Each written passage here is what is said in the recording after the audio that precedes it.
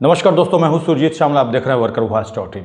दोस्तों, पूरे देश के अंदर केंद्र सरकार के द्वारा लेबर कोड लागू कर दिया गया है, जिसके बाद आप में से बहुत सारे कर्मचारियों का जो सवाल है वो ये आ रहा है कि इसके बाद जो न्यूनतम वेतन यानी कि फ्लोर मिनिमम वेज तय किया जाना है वो कितना होगा।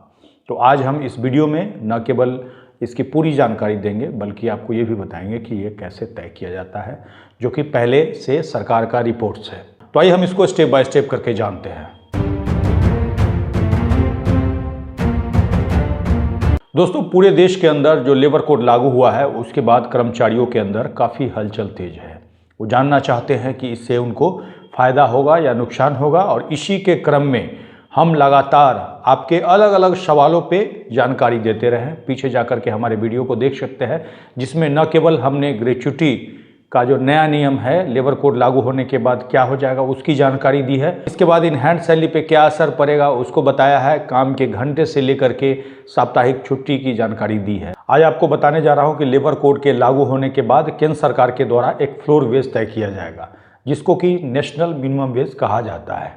और इसमें कितना होगा, कैसे होगा, ये सारी जानकारी आज मैं आपको दूंगा, जिससे कि आपको पूरा प्रोसेस पता चल सके। और इसी के तहत आज हम आपको बताने जा रहे हैं कि फ्लोर वेज होता क्या है। सबसे पहले हम ये जानेंगे और उसके बाद हम ये जानेंगे कि केंद्र सरकार की तरफ से पहले फ्लोर वेज कितना तय किया गया था और आने वाले समय में आपका फ्लोर वेज कितना हो सकता है। क्योंकि केंद्र सरकार की तरफ से जो फ्लोर वेज आपके लिए तय कर दिया जाएगा उसी के आसपास आपके राज्य सरकार या फिर सेंट्रल का जो भी आपका जो मिनिमम वेज होगा वही होगा। जैसा कि आपको बताया, फ्लोर वेज से आपका न्यूनतम वेतन कम नहीं होना चाहिए, जहां तक कि ज़्यादा होना चाहिए। इसके लिए आपको सबसे पहले बता दूं कि केंद्र की मोदी सरकार ने 2019 में जब लेबर कोड लाया था उसी समय से आपका फ्लोर वेज तय करने के लिए कमेटी तैयार किया गया था।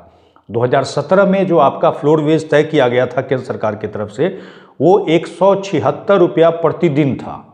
अब आप सोचिए, 176 रुपया प्रतिदिन केंद्र सरकार ने तय कर दिया, और आपके राज्य सरकार को हो या फिर केंद्र सरकार का सेंट्रल स्फीयर का निकलता है, उससे कम न्यूनतम वेतन नहीं रखना है। तो ऐसे में आप सोचिएगा जो हमारा तो इससे ज़्यादा न्यूनतम वेतन है।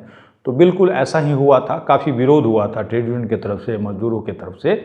उसके बाद सरकार ने क्या किया, उसको 2019 में एक अनूप सेठी के नेतृत्व में कमेटी बनाई, जिसके बाद अनूप सेठी कमेटी ने भी अपना जो सुझाव दिया न्यूनतम वेतन को 176 रुपया से बढ़ा करके 375 रुपया करने का, जिसके बाद मालिकों के तरफ से काफ़ी विरोध होना शुरू हो गया। क्योंकि कहाँ 176 और कहाँ 375, कहने का मतलब 176 जब किया था तो मजदूरों की तरफ से विरोध हुआ जो काफ़ी कम है, और 375 जब किया तो मालिकों की तरफ से विरोध होने लगा कि ये काफ़ी अधिक है। और ऐसे में ये फ्लोर वेज लागू नहीं हो पाया, क्योंकि एक तो कम था और एक तो ज़्यादा था। ये मेरे हिसाब से नहीं है बल्कि मालिकों के हिसाब से।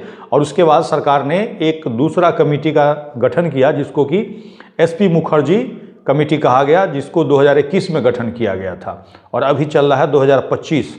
और ये जो फ्लोर वेज तय करते हैं वो कैसे करते हैं ये जानना आपको काफ़ी ज़रूरी है। एक मजदूर परिवार में ये क्या करते हैं, एक मजदूर को लेते हैं, उसके पति या पत्नी को लेते हैं, और उसके 2 बच्चे को एक यूनिट लेते हैं। और अभी ये यूनिट में बढ़ाने की बात कर रहे हैं। तो इन सभी के रोटी, कपड़ा और मकान पे जो खर्च होगा उसी को ये कैलकुलेट करते हैं महंगाई दर के हिसाब से, कि भाई इनको कितना खर्चा होना चाहिए, और उसी के हिसाब से ये तय करते हैं। अब ये सोचिए कि 176 रुपया जिसने तय किया होगा, आपके रोटी, कपड़ा और मकान पर कितना रुपया आकलन किया होगा, और जिसने 375 रुपया आपका आकलन किया उसने कैसे किया होगा। इसके बाद बीच का रास्ता निकालने के लिए SP मुखर्जी कमेटी का जो गठन किया गया था उसको जो समय दिया गया था जुलाई 2024 तक। तो जुलाई 2024 बीत चुका है और अभी तक इसका कोई अता पता नहीं है। तो ऐसे में आप देखिए कि केंद्र सरकार की तरफ से जो आपका फ्लोर वेज तय किया जाना है SP मुखर्जी रिपोर्ट के हिसाब से, जिसका अंतिम तिथि जुलाई 2024 था, जैसे ही सरकार की तरफ से जारी किया जाएगा वैसे ही आपको क्लियर हो जाएगा कि 176 और 375 के बीच में आपका कितना फ्लोर वेज तय किया जाता है, और उसी के हिसाब से आपके स्टेट गवर्नमेंट जो है आपका न्यूनतम वेतन रखेगी। ऐसे में जो सरकार की तरफ से आपको ये बताया जा रहा था कि लेबर कोड के लागू होते ही कर्मचारियों को ये फ़ायदा होगा, वो फ़ायदा होगा, इस नेशनल मिनिमम वेज यानी कि फ्लोर वेज से आपको क्या उम्मीद लगता है कि आपका जो परिवार है जिस तरह की महंगाई है उसमें सही से सर्वाइव कर पाएगा या नहीं कर पाएगा। अगर आप हमें फेसबुक पे देख रहे हैं तो पेज को लाइक करेंगे, यूट्यूब पे देख रहे हैं तो चैनल को सब्सक्राइब करेंगे, वीडियो को अधिक से अधिक शेयर करेंगे ताकि अधिक से अधिक साथियों तक ये जानकारी पहुँच पाए।